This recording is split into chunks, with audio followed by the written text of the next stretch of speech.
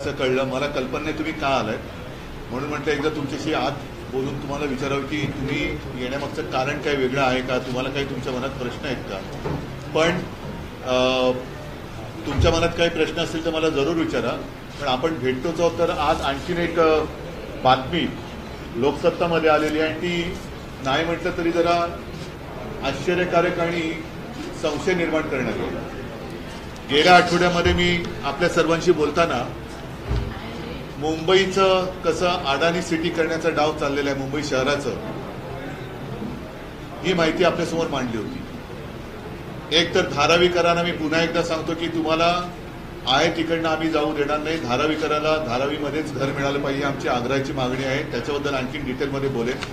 पण एका धारावीची 20 धारावी या मुंबईमध्ये करण्याचा डाव जर कोणी करत असेल तर तो आम्ही ते स्वप्न त्यांचं काय आम्ही साध्य होऊ देणार नाही.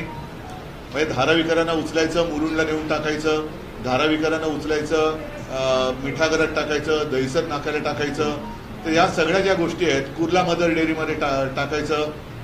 तर या विकासकाच्या आणखीन कुठे जर काही जमिनी असतील तर तिथे त्यांनी त्यावर ट्रान्झिट कॅम्प बांधावे. पण धारावीकरांना घर हे धारावीमध्येच मिळालं पाहिजे, ही आमची आग्रहाची मागणी आहे आणि ती आम्ही लावून धरलेली आहे. त्याच्याप्रमाणेच धारावीचा विकास होईल. अन्यथा धारावीकरांना बेघर करून मुंबईची विल्हेवाट लावून कोणत्या विकासकाचं स्वप्न आम्ही साकार होऊ देणार नाही. आणि त्यालाच धरून मुंबईमध्ये कशी लूटमार सुरू आहे.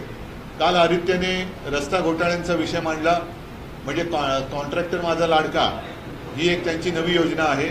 तसंच आज ही बातमी आलेली आहे, लुप्त आदेशाचे गौड बंगाल. आजपर्यंत असं कधी झालं असेल असं माझ्या तरी माहितीत नाहीये की मुंबई बँकेला सहकार भवनासाठी जागा देण्याचा निर्णय संकेतस्थळावरती टाकला गेला आणि काही मिनिटात तो मागे म्हणजे तो तिथला GR हा काढला गेला. मग GR जर मागे घेतला असेल म्हणजे संकेतस्थळावरनं, तर तो GR मागे घेतलाय का कोणाच्या लक्षात येऊ नये म्हणून हा गपचूप कारभार केलेला आहे. जसं रात्रीच्या कारभारात त्यांनी रात्रीचा खेळ चाले, रात्रीच्या गाठीभेटी करायच्या, तसा हा काही व्यवहार आहे का. आणि मुळामध्ये हा जो आहे पशुसंवर्धन साठीचा हा आहे ना, हा भूखंड पशुसंवर्धन खात्याचा होता, तो काय म्हणून तुम्ही काढला आणि मुंबई बँकेला काय म्हणून दिला.